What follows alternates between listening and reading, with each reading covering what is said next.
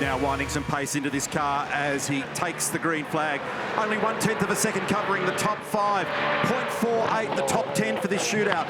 We've got 4 Mustangs in there, a couple of them from Tickford, a couple from Penrite, and here's our first runner in the Camaro for Erebus. Brody Kostecki's on a high after that brilliant drive at Mount Panorama, and he was so strong in qualifying at Bathurst and grabbed the shootout pole.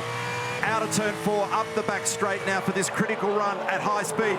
240, 250, 260 k's as he gets to the chicane. And precision to the millimetre is the thing that matters, and he's copped a curb. He's copped a curb in the middle of it when it did not need to happen. He's done a 20.8 to be the fastest man in Sector 1. Listen to this thing up the back straight.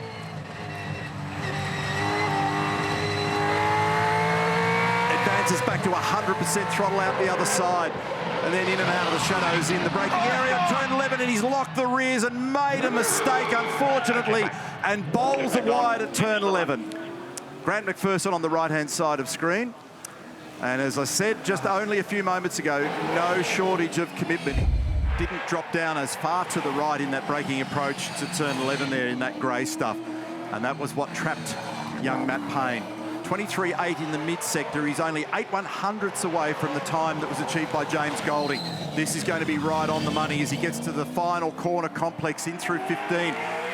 Lights up the rear with a tiny, tiny little bit of exit oversteer, but it's a very good-looking lap that's currently on target to improve on the 11.6 that was achieved by James Golding, and he punches in a 1:11.2, and that's the best part of 0.3 of a second up on anyone else. Next up is his teammate Cam Waters, who's been successful here. He was a winner on Saturday last year from the pole position. He's 4th in the championship, and this is the 10th time, I beg your pardon, the 10th time that he's been in a top 10 shootout here, and that looked nice through the first chicane and out the other side. He grabbed a little bit of rev limiter on the upshift from 2nd to 3rd, then out the other side of turn 4, but the number looks great. Forget about that because he's done a 20.7, and he's been fast here. Straight off the bat yesterday, he jumped in this thing and was squeezing hard and was ultimately very quick immediately. Certainly was. That level of aggression at the first sector in turns 1, 2 and 3 was the wildest of anybody so far. And guess what? He's now got the best cumulative of the lot. He's done the fastest middle sector also. He might squeak into a high 10 at this rate because this is very quick, and they are watching intently down there at Red Bull on the right-hand side of screen. It's come off that corner so well, that thing's putting its power to the road. This lap is done and dusted so quick. The target here is a 1:11.2. It's Brock Feeney on top, but not now because it's Cam Waters on a 1:11.05. He nearly cracked a 10. But the first half of the lap is electrifying here from Austin.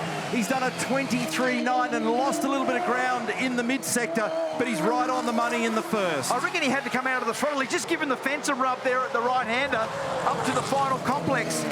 I reckon he had to come out of the throttle, Neil, because he was going to hit the fence on the way out of turn 10. He ran it very wide across the exit of turn 15. There's a bit of debris still scattering off the back of the car.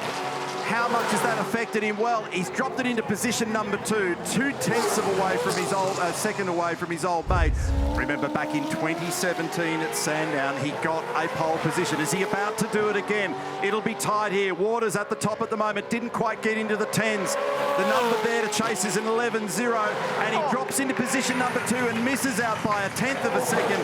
Cam Waters gets the Boost Mobile pole with an epic run here and adds 5. Another one makes it 6 for the championship year.